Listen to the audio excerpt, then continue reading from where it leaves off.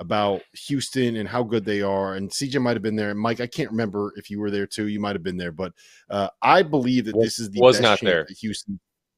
So I think this is the best position Houston has been in to win a national championship since Kelvin Sampson has been at Houston. And part of the reason I say that is because I think that this is CJ and I push back in this.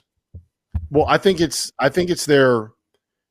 probably their best team, not their most talented, but their best team heading into the tournament for sure, considering that like the last time that they had a team like this good, there, Marcus Sasser got hurt and then Jamal Shedd got hurt. And so they've dealt with some injuries, but I think that this is the best team that Kelvin Sampson has had since he's been at Houston.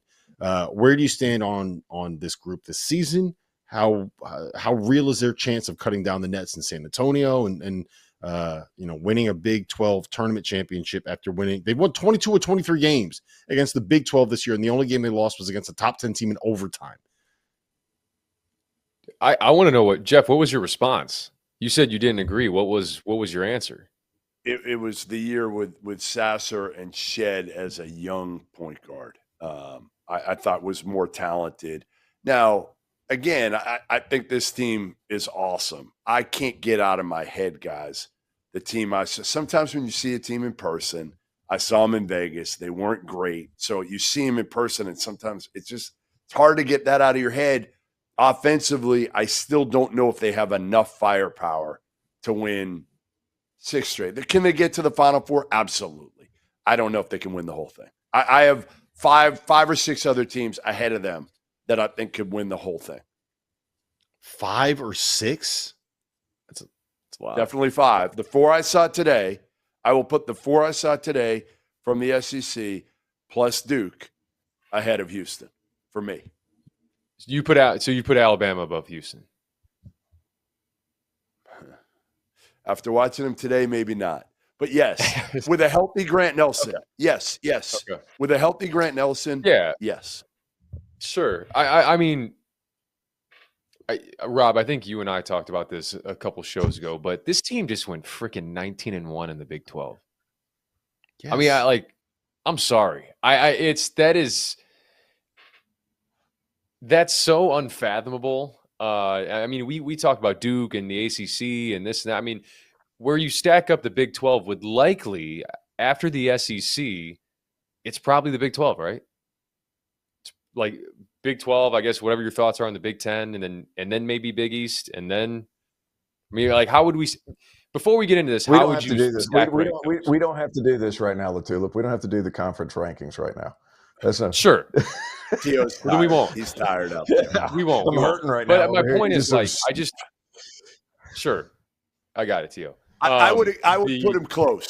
I'll say it quickly. I would put Big 12 and Big 10 not that far apart this year. I agree with that. My point with Houston, the difference I think with this team and the Sasser team, I'm assuming you're talking about the 2021 team that went to the Final Four in the bubble, or during COVID year. This team just they don't have a ton of deficiencies, and they're able to cover it up in different ways. I think this team's ability to shoot the ball, and not only shoot the ball off the bounce. That's something that when you get into March and when things break down, you need guys that can go and get you one off the bounce. And Uzan can do that. Cryer can do that. Sharp can do that. They have just a litany of guys that can do that. And we'll see what happens with Roberts. I mean, I think that's a really big key here. I mean, if we want to talk about health with all these other teams, I mean, seeing Roberts over there in a boot tonight was certainly alarming, given the his standing on this team and the toughness that he brings. And so I think Houston can win a title. Absolutely. I think they can be one of those teams. Now they're probably a little bit further down the list, to your point, than maybe the Dukes and the Floridas and the Auburns. But I just love the way that they can, like I said, fill those deficiencies that they have, with whether it's winning the rebounding margin, keeping things low possession.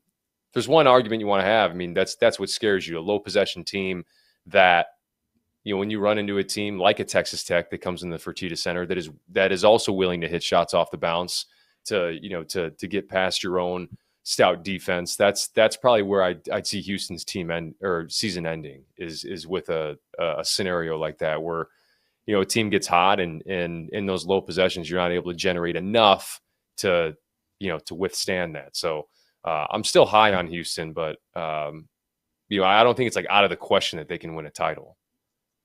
Yep. Tio, give me your one thing Houston I take, will- and then you can get out of here and get some sleep.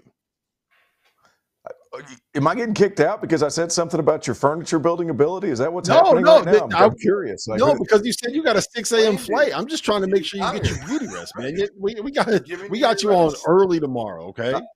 I hear you. I hear you. I'll be on, even though I wasn't included on the sign, but I digress. Here's my thing with Houston. I really like the fact that they have multiple guys that can create a shot. Like LJ Cryer, if he gets that little left-hand step back, you can rely on your defense every single night with JoJo Tugler and all those guys. I mean, they're just so tough. I do like the fact that Uzan can go for 25 to 30 points on a given night. I like that LJ Cryer can give you 30. And you're going to need one of those guys to step up when the game gets tight, like Mike says. Do I think they win a national championship? No. Do I think a Final Four is possible? Yeah, I do, because it is not easy to play against those guys. And you know what you're getting on every single night. They're just going to be tougher than you. And toughness plus a guy or two that can go for 30, that improves your chances, especially when it comes to dire straits. So I don't think they win a national championship. I do think that it's another deep run in March, which is basically become commonplace coming out of Houston and what Sampson's done. So are they the most fun team to watch? For me personally, no. But at the same time, like, I can't argue with results. And when you have guards that can make something happen, they've got a chance every single night. Their consistency is ridiculous, right? They went to the Final Four in 2021. They went to the Elite Eight in 2022. They went to the Sweet 16 in 2023. Last year, they went to the Sweet 16. And I feel very comfortable saying that they would have been a Final Four team had Jamal Shead not hurt his knee in the second round game against Texas A&M, because they got, was it Duke NC that State picked them off? It would have been NC State.